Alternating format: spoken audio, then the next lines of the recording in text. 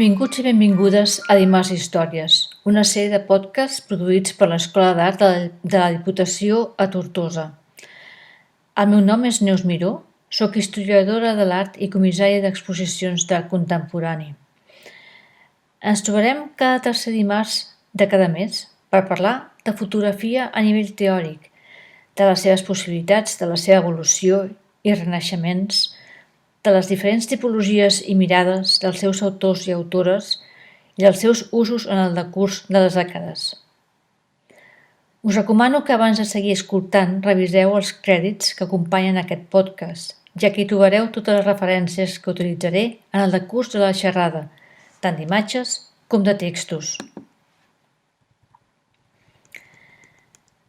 En un àmbit eminentment visual, la fotografia, aquest exercici de fer un podcast esdevé un repte fascinant, un exercici on al·ludirem a imatges, les escriurem i les imaginarem, talment com va fer Roland Barthes en el seu llibre La càmera lúcida, on la segona part del llibre està dedicada a una fotografia que no es reprodueix en el llibre, una fotografia de la seva difunta mare. No obstant, en la fitxa del podcast hi trobareu totes les referències tant a textos com d'imatges a les que em referiré, tal com us deia abans, i les podeu consultar tant abans com després del podcast. En aquesta sessió ens situarem al principi. Com sorgeix la invenció de la fotografia? En quin context socioeconòmic i cultural? Què aporta i com ho fa? La invenció de la fotografia l'hem de situar a principis del 1800, entre 1835 i 1839. En una carrera frenètica entre diversos inventors, una carrera que es lliurava fonamentalment entre França i Anglaterra, les dues grans potències a l'època. Una època marcada a Europa sobretot pel terme expansió, per l'expansió de la revolució industrial pels diferents territoris, pel creixement de les ciutats, per la migració del món rural als centres urbans, per l'expansió dels límits dels països més enllà de les seves fronteres i la seva expansió a les colònies, per l'expansió del ferrocarril i per la visibilització de tot això a les exposicions universals, dispositius ideats per mostrar i publicitar les grans fites dels països que hi concorrien. En aquest context eufòric, on la idea de progrés és indiscutible, situem la fotografia. Les primeres càmeres fotogràfiques, aquelles que de ben segur heu vist en alguna reproducció o pel·lícula històrica o que recreï aquella època, és una càmera de grans dimensions que es sustenta en un trípode, on el fotògraf es situa darrere, cobert per un gran drap fosc. La reproducció de la realitat en un paper, a través del que s'anomenava una càmera obscura, la que s'anomena encara, i per l'acció del sol a través d'un petit orifici, aquesta invenció, aquest artilugi, la càmera obscura, era coneguda des de l'antiguitat. De fet, els pintors l'havien utilitzat com un element assistencial en la seva tasca de reproduir la realitat de la manera més fidel possible. L'entrada constant de llum, però, de sol per aquell petit orifici, feia que el dibuix, que aquella empremta, s'esvaís al cap de poc temps. El que no s'havia, per tant, aconseguit era fixar aquella imatge en el paper. La fixació d'una imatge sense intervenció de la mà de l'home, és a dir, mitjançant procediments químics, no arribaria fins al 1835.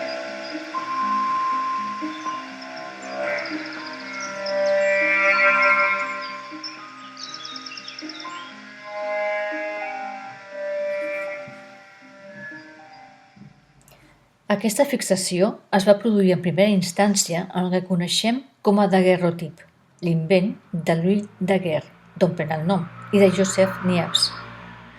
El 5 de desembre de 1829, Niepce i Daguerre signen un contracte de societat en el que Daguerre reconeixia que Niepce, obro cometes, havia trobat un nou procediment per fixar, sense necessitat de recórrer al dibuix, les vistes que ofereix la natura, tanco cometes.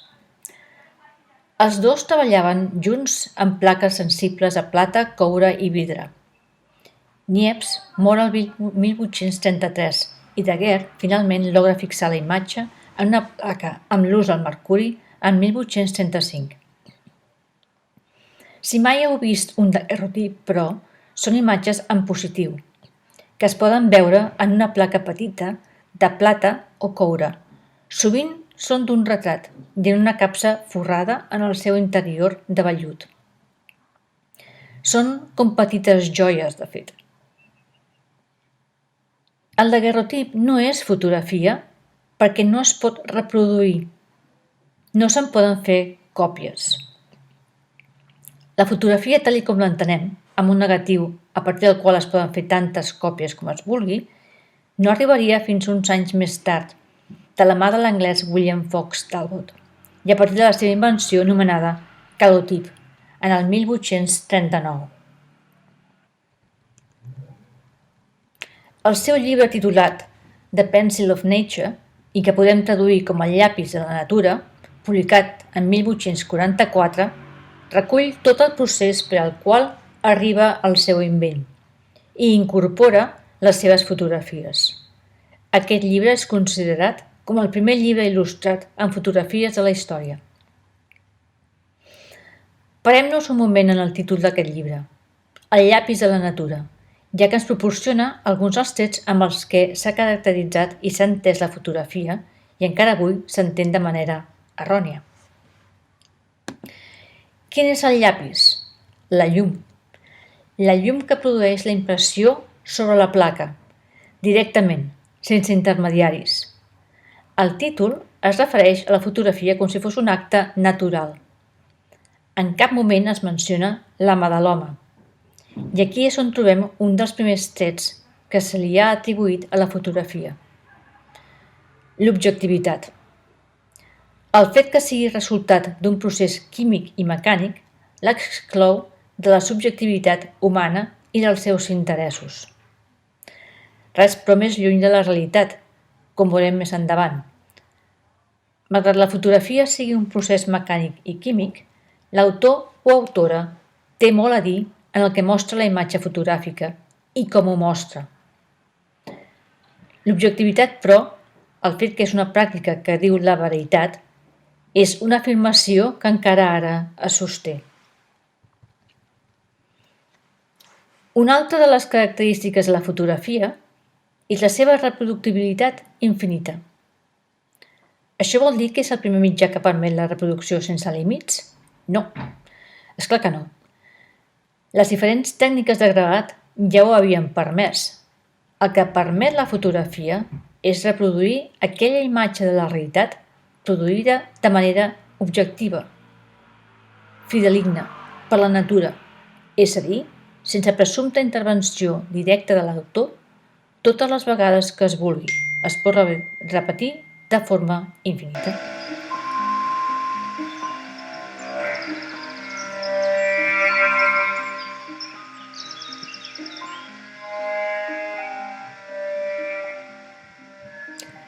És una reproducció veraç de la realitat.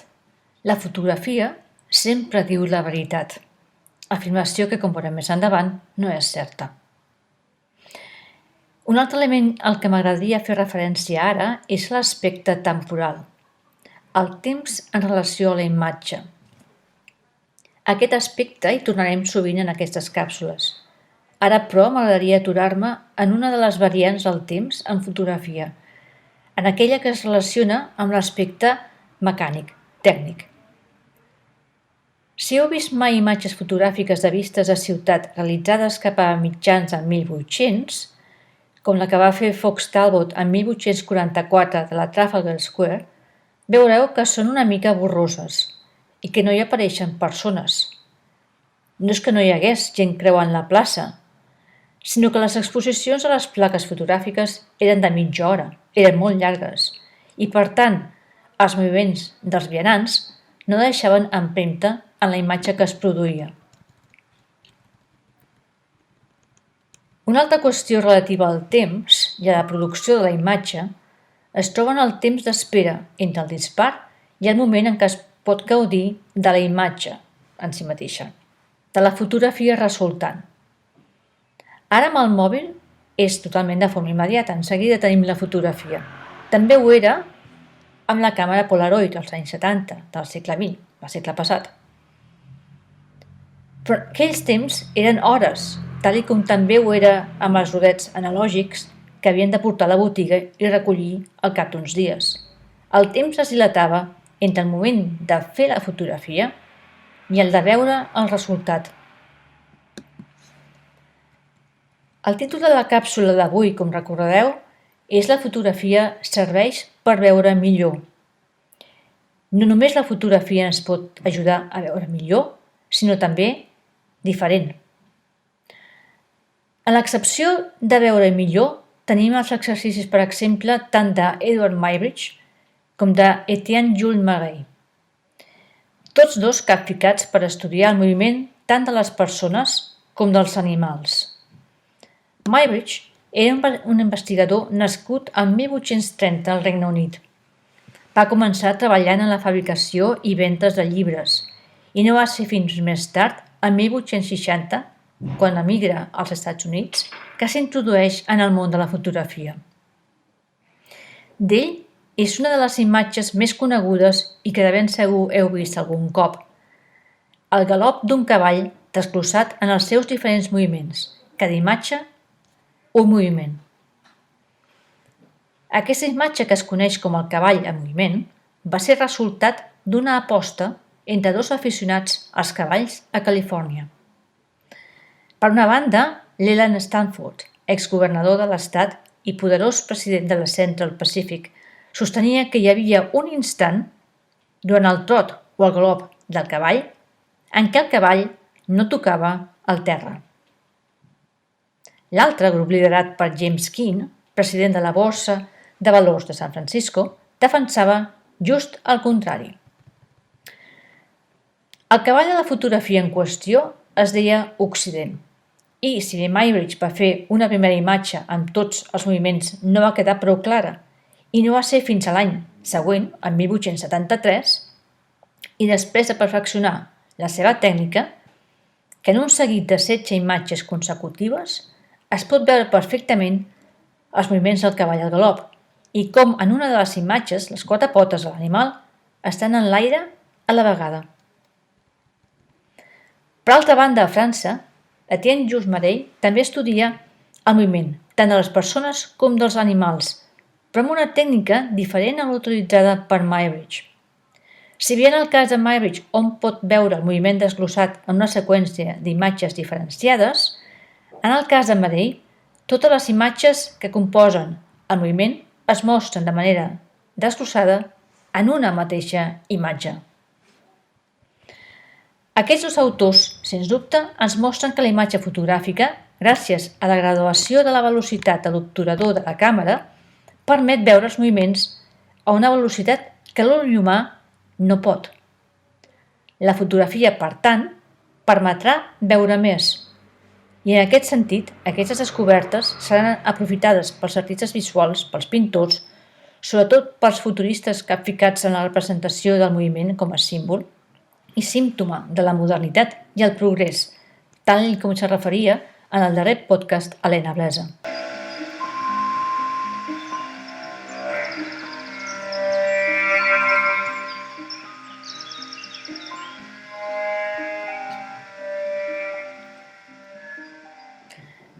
Passem ara a un altre aspecte important en aquests primers anys del desenvolupament de la fotografia.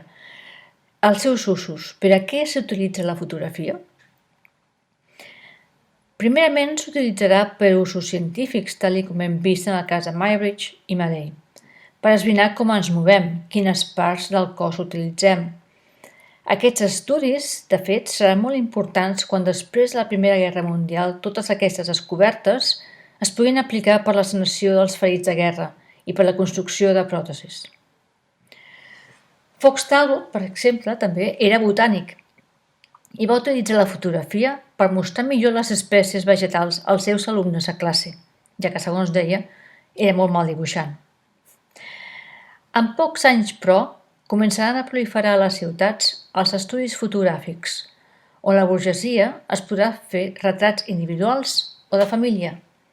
Començarà així l'àlbum familiar, un objecte inexistent abans de la fotografia. Per realitzar aquest tipus de fotografia es prendrà com a model la pintura.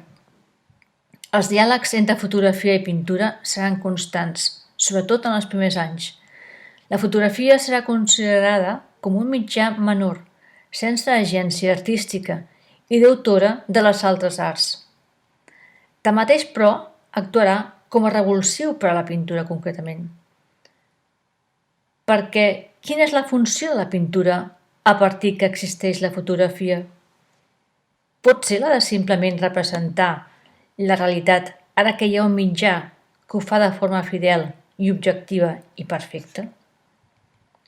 Això, en tot cas, ho deixarem per un altre podcast, però penseu-hi. La fotografia democratitzarà, o més ben dit, expandirà l'accés al retrat a més població, sobretot a la burgesia creixent. Abans el retrat era només per les classes altes, l'aristocràcia i la noblesa, que es podien permetre encarregar un retrat a un pintor. Tal com dèiem abans, la fotografia en un primer moment no és considerada com una de les belles arts, sinó com un art menor, un art que no és total en si mateix, sinó que està subordinat a una funció externa a ell mateix. De fet, és considerada com una tècnica, no com un art. Una de les primeres funcions estarà vinculada al registre. La fotografia serà una eina d'arxiu. Per exemple, entraran al museu des de bon principi, però no com a obra d'art, que per això ens haurem d'esperar fins a que ho faci al Museum of Modern Art a Nova York en 1929, al MoMA, sinó que ho farà per registrar les obres al museu, pintures, escultures, ceràmiques, etc.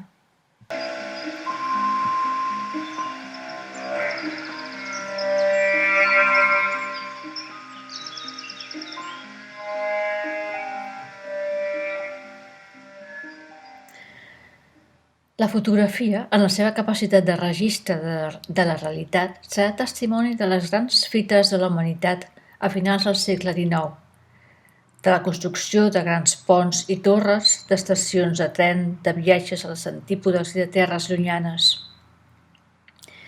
Aquestes imatge-registre, en aquella capacitat que dèiem abans de veure millor, haurien d'afegir també veure més, ja que els fotògrafs que acompanyaran les campanyes d'exploració de terres llunyanes tornaran a Europa amb imatges.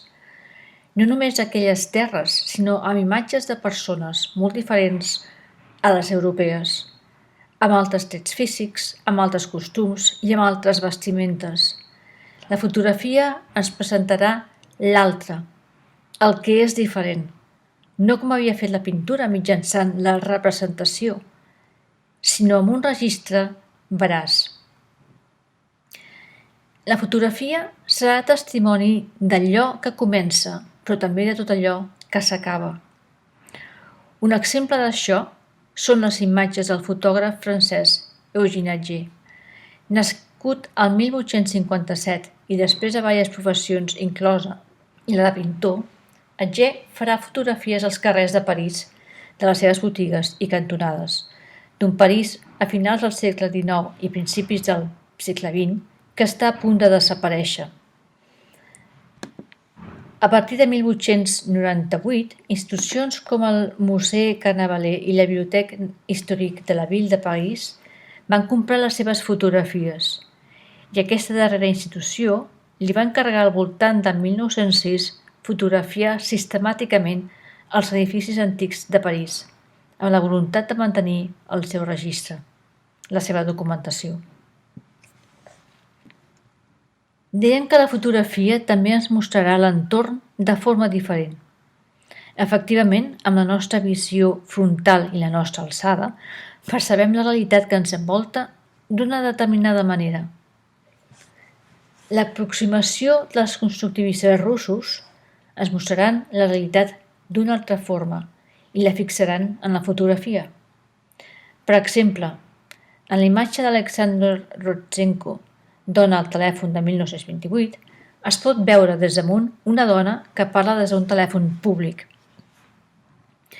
La càmera s'ha situat per sobre d'ella i s'ha posicionat en forma vertical, o sigui, fent un picat, un punt de vista del tot anòmal.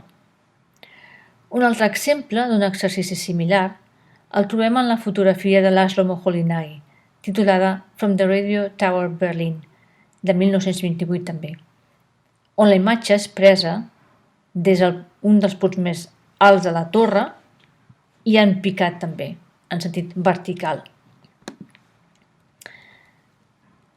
Abans comentàvem que un dels primers usos de la fotografia serà la del retrat. En el retrat el que posarà com en les pintures, assegut de peu, normalment mirant a l'objectiu, al fotògraf o a l'espectador, un cop les mirem, rodejat de les seves pertinences en un entorn adient. Tot està preparat per projectar una imatge de si mateix o de la seva família. El fotògraf, en aquest cas, s'espera a que la composició estigui completa per poder disparar. El fotògraf s'espera. Hi ha, però, un altre tipus de fotografia, en què el fotògraf és un caçador. L'entorn varia a cada instant, no està escenificat com en el retrat. I el fotògraf es converteix en el caçador de moments imperceptibles. La fotografia és aleshores un moment capturat per pura casualitat, un instant en suspensió, precedit per molts altres moments i seguit per tants altres. Henri Cartier-Bresson, fotògraf francès, nascut en 1908, denominarà aquest moment com el moment decisiu. Les seves fotografies estan plenes d'aquest moment, sovint imperceptible, i que tan sovint esdevenen decisius. La fotografia se'ns presenta aleshores com un tros de temps en suspensió. En les seves imatges, els protagonistes no miren a càmera, els agafa desprevinguts, com per exemple en la fotografia Coco Chanel, de 1964, o disparar la càmera en un instant a través de l'objectiu, on conflueixen tota una sèrie d'elements que construeixen una composició irrepetible, com és en el cas de la fotografia París, Place de l'Europe, de 1932. Aquest ha estat un podcast on ens hem fixat en els principis de la fotografia, moment en què s'inicien alguns dels paradigmes que l'acompanyaran durant dècades. Amb aquestes notes parcials hem començat a dibuixar alguns dels conceptes vinculats al temps, al registre, a l'arxiu, en els que aprofundirem en els propers mesos. Abans d'acabar, us recordo que podeu trobar totes les referències mencionades en el decurs d'aquest podcast en els crèdits del vídeo.